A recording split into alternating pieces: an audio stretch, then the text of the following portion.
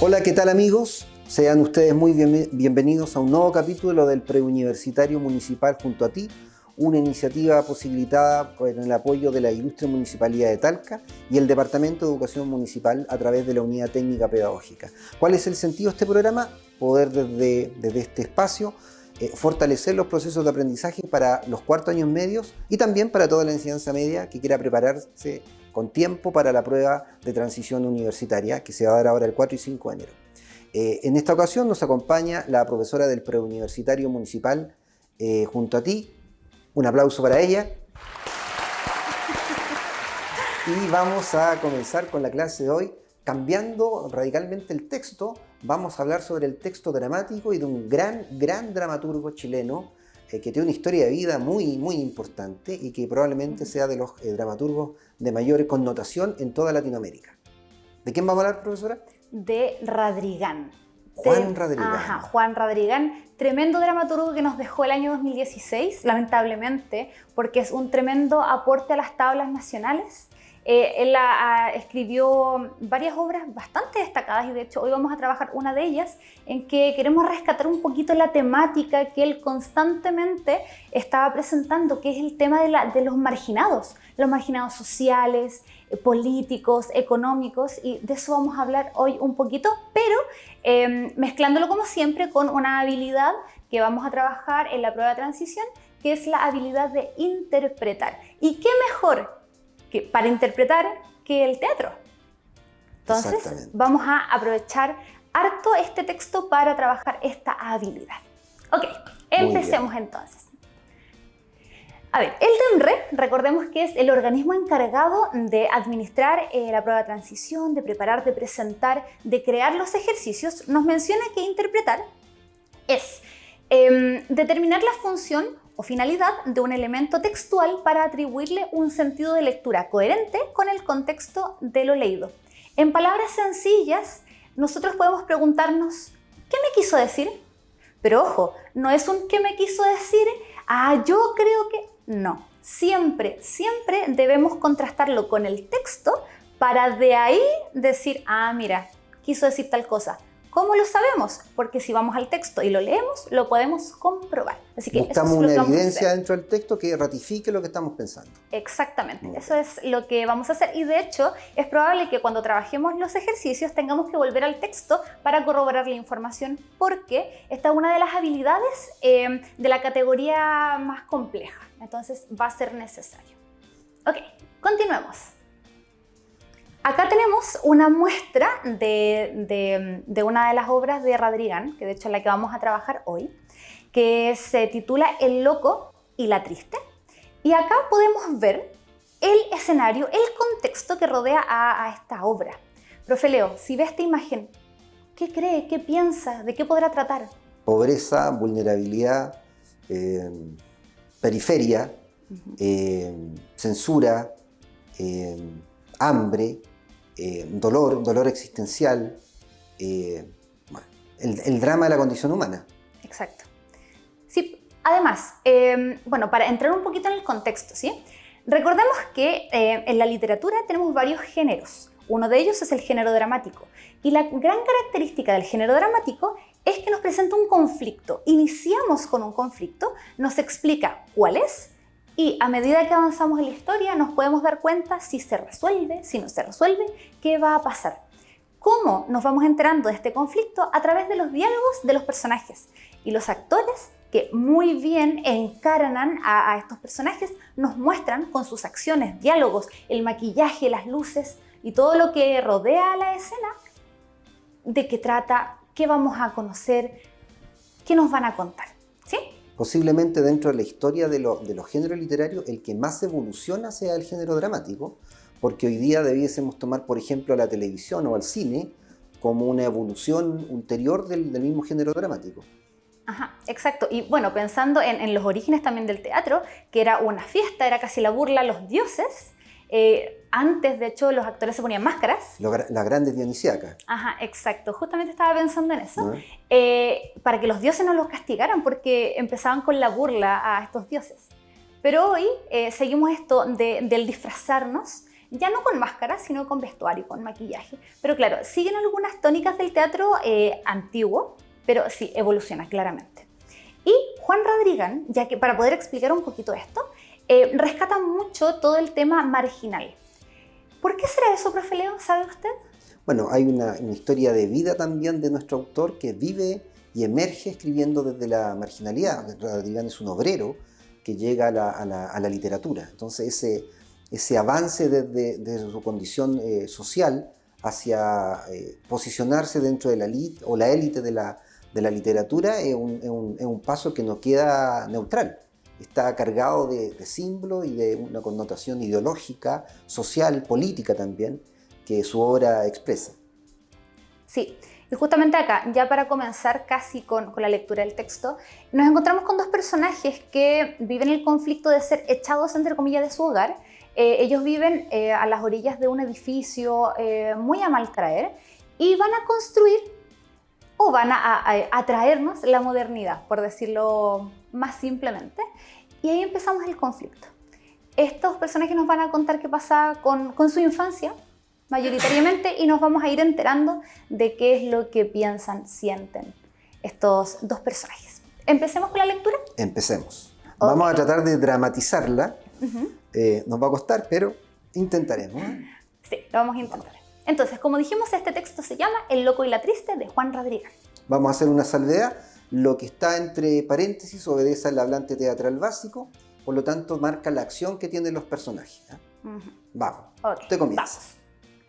Por eso soy tan debilucha por dentro. Por dentro soy como esos pájaros que les pegan un peñascazo y quedan arrinconaditos. Se te está despertando la madre conmigo, vieja degenerada. ¿Sabéis que te agarra lástima, Winca? Tu taita también era curado. No, enamorado sí, pero no borracho. ¿Y tu mamá? Mi mamá, no. Mi mamá lo único que hacía era esperar a mi taita. Él se iba, siempre se estaba yendo. ¿Para dónde? No sé. Los caminos era el agua y el pan de una sed que no se le acababa nunca. Tenía un camión. De eso es lo que me acuerdo, porque parece que nací ahí en la cabina. Era un camión grande, a petróleo, y parece que estaba enfermo en los pulmones. ¿Por qué no venía a ayudarme aquí? ¿Quién estaba enfermo de los pulmones? ¿Tu taita? No, el camión. Nunca andaba más de 3 horas seguidas. Se ponía a toser como condenado y echaba humo por todas partes. Los veían como a 10 kilómetros de distancia cuando íbamos llegando. Ahí vivíamos. ¿En el camión? Claro. Mi taita era una mala persona. Pero a lo mejor no era una mala persona. Ya anda a hacer tus cosas nomás. ¿Le teníais mala? Algunas veces, pero casi siempre lo quería. Nunca nos detuvimos en ninguna parte.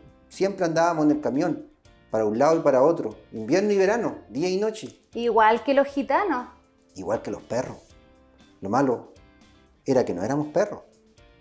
¿Y en qué trabajaba tu taita entonces, si andaban para arriba y para abajo? Era mecánico. Trabajaba en los fundos, arreglando cualquier máquina que le pasara. ¿Y por qué no aprendiste ese trabajo? Shh, ¿iríamos a querer aprender? Mi mamá nos decía a cada rato: al primero que ustedes que pille tomando una llave le corto las manos de raíz. Le tenía pura bronca al camión. Ella quería lo que quieren todas las mujeres: detenerse en alguna parte, tener una casucha segura, criar hijos y costumbres, echar raíces. Pero lo más que alcanzábamos a estar en un lugar eran 2 o 3 meses, y vuelta a subir el camión. Por eso entonces saliste tan patas de perro. Tu taita te pegó el Espíritu Santo. Y eso que me bajé del camión cuando tenía 12 años. Me bajé porque me entró a dar mucha pena mi mamá, que siempre lloraba en las noches. Pero ¿sabéis?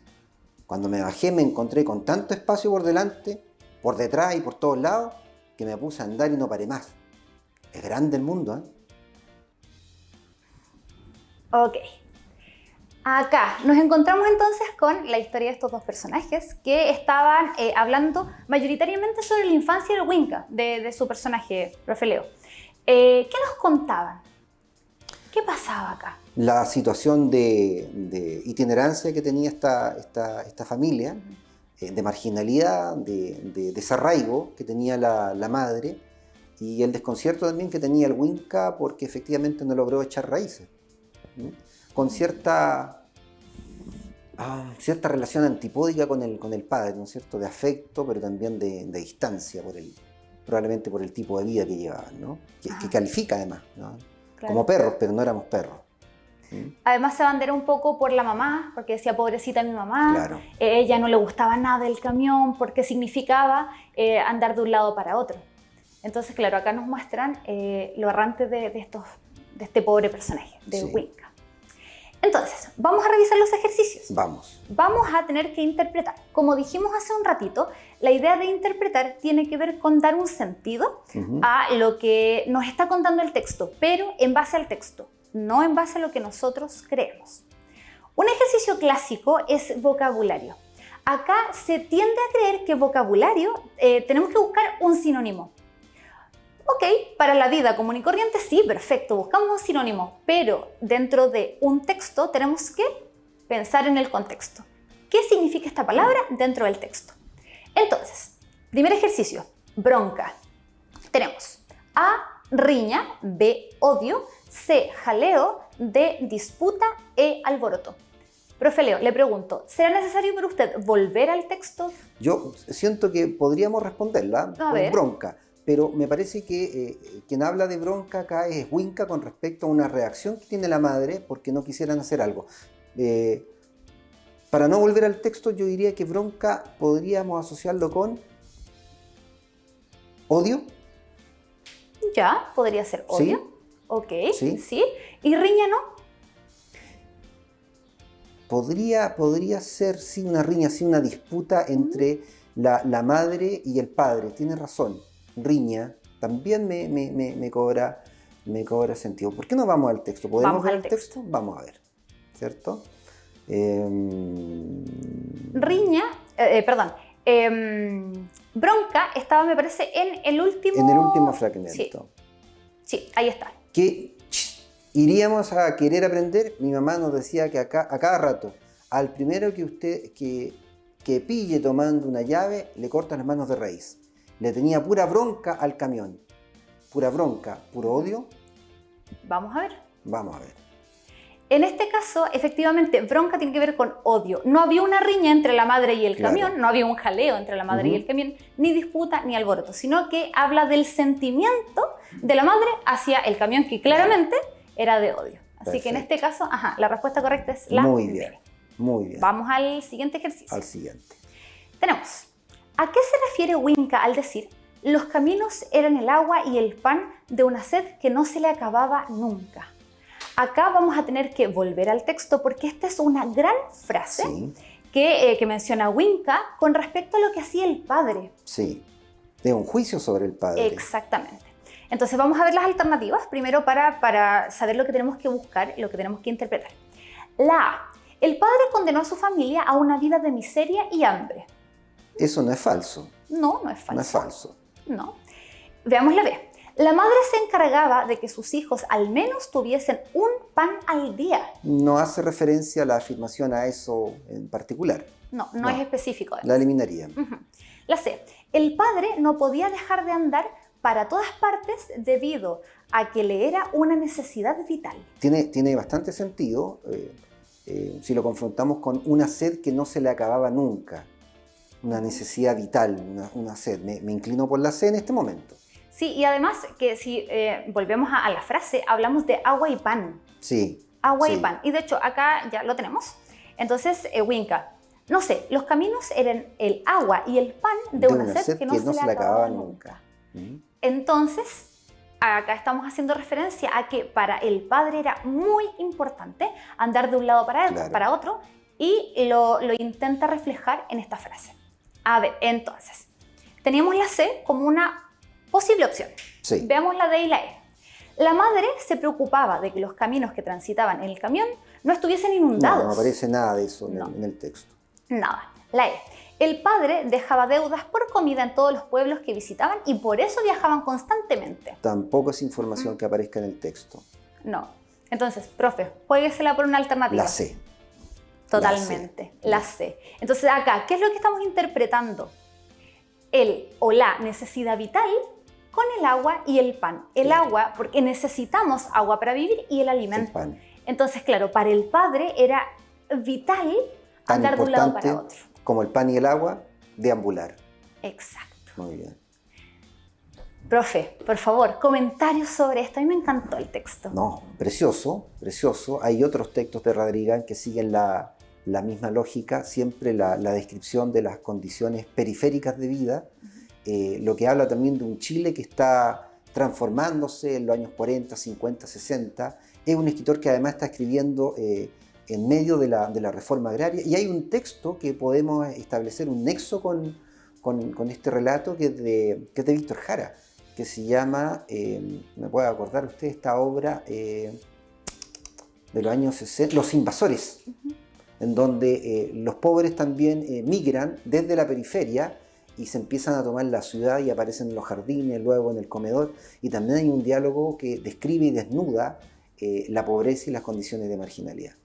Sí, y de hecho acá seguimos. Este tema es de nunca acabar, porque Radrigán escribe esta obra en los años 80 aproximadamente. Víctor Jara lo hizo ya en los 60 y perfectamente podríamos hablar de eso actualmente. Sí. Entonces es un tema para Chile, para Latinoamérica, muy recurrente. Por eso es que no muere la obra de Radrigán, porque él rescata todo esto que no ha acabado aún, lamentablemente. Hay en las letras de Latinoamérica siempre la presencia de una violencia cultural y una violencia económica que recorre a la mayoría de nuestros escritores. Exacto. Bien, pues hemos llegado nuevamente a este final del capítulo de la preparación del lenguaje. Darles los más sinceros agradecimientos a nuestra profesora, que nuevamente nos ha deleitado con un excelente texto de manera muy bien explicada, muy amenamente explicada. Así que para todos en la casa, un saludo, prepárense para la prueba, estudien con regularidad, no se sobreexijan, mantengan los equilibrios. Ya vieron el programa sobre orientación, sobre la instalación de hábitos, ¿cierto? Y recuerden que esto es solamente una prueba y habrán otras oportunidades también. Así que organícense, sean felices, cuídense en la pandemia, cuiden a sus seres queridos. Profesora. Sí, yo también quería despedirme. Espero que hayan disfrutado este texto como nosotros, que es muy, muy bello. Y por favor, en caso de dudas, comentarios, aportes, déjenos sus comentarios en redes sociales. Nosotros felices lo vamos a leer y vamos a incorporar elementos que sean necesarios acá en las cápsulas.